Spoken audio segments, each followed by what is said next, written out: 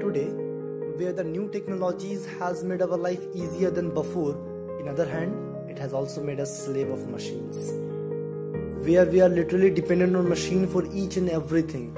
If I say this, then it won't be wrong that just cause of excess utilization of machines, we too have become a machine. As Albert Einstein said, I fear the day when technology will surpass our human interaction. The world will have a generation of idiots.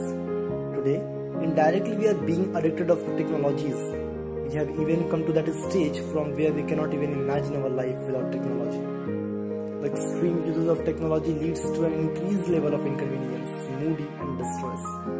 In order to make our life easy and convenient, we are losing ourselves.